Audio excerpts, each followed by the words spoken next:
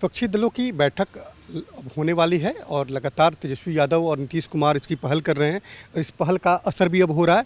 जो चर्चा है कि 12 जून को पटना में बैठक होगी, तमाम विपक्षी दलों के नेता एक मंच पे आएंगे और केंद्र की मोदी सरकार को उखाड़ फेंकने का काम करेंगे। हमारे साथ कला संस्कृति मंत्री हैं जितेंद्र जी।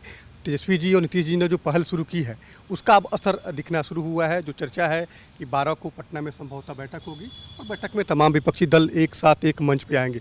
लगता है कि एक शंखनाद हो जाएगा 2024 की लोकसभा के चुनाव का, केंद्र की सरकार को हटाने का एक शंखनाद शुरुआत हो जाएगी। निश्चित रूप से जो हमारे मुख्यमंत्री उप मुख्यमंत्री जी लगातार देश के सभी नेताओं से मिलने का काम किए हैं और जो जहां भी गए हैं बहुत उत्साह के साथ बातचीत हुई है। तो हम लोग को उम्मीद है कि इस बार 2024 में जो रहेगा चुनाव में वो महागठबंधन के पक्ष में जाएगा। 74 का जो आंदोलन हुआ था उसकी भी शुरुआत पटना से ही हुई थी और केंद्र की सत्ता का परिवर्तन हुआ था। लगता है कि वैसे ही स्थिति उत्पन्न हो रही है, फिर एक बार पटना से बिहार से शुरुआत होगी और केंद्र की सरकार को सत्ता से बेदखल करने का काम आप लोग करेंगे।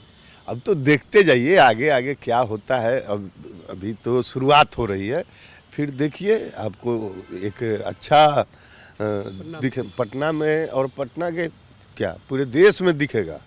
चारों तरफ लोग मन बना चुके हैं। अब लगभग कई सालों से एनडीए की सरकार चल रही है और इन्होंने जो वादा किया उसको पूरा करने का काम तो किए नहीं। तो कब तक केवल झांसा देकर सरकार चलाएंगे। तो ये तो तय है कि चारों तरफ लोगों में उत्साह है और एकजुट होकर लड़ने के लिए लगभग बातचीत चल रही है और तय भी है। लगातार आप लोग कह रहे हैं कि वो लोग झांसा दे रहे हैं, बीजेपी उत्साहित है, 9 साल पूरे होने को लेकर कार्यक्रम चला रही है, गांव-गांव जाएगी, लोगों के बीच में जाएगी, लोगों को केंद्र की योजनाओं के बारे में बताने का काम करेगी और लगातार बीजेपी का दावा है कि एक बार फिर 400 के पार हम लोग आएंगे। अब देखिए उज्ज्वला योजना, अब जाइए गाँव में धरातल में क्या स्थिति है आपको दिखने को मिलेगा।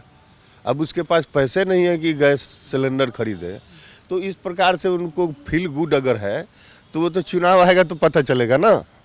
तो आपको लगता है कि जैसे अटल जी की सरकार के समय में फील गुड था वैसे ही फील गुड। हाँ, तो इन लोग का तो मान लीजिए वही सब एजेंडा रहता है ना कि प्रचार प्रसार के नाम पर हम जनता को वो कर लें।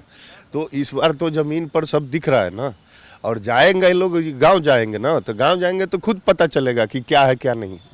बिल्कुल, बीजेपी ने एक कार्यक्रम तय किए हैं कि अगले 1 महीने तक गांव-गांव जाकर पिछड़े अति पिछड़े दलितों के बीच में जाकर लोगों की केंद्र की सरकार के बारे में बताने का काम करेंगे, उनकी योजनाओं के बारे में बताने का काम करेंगे।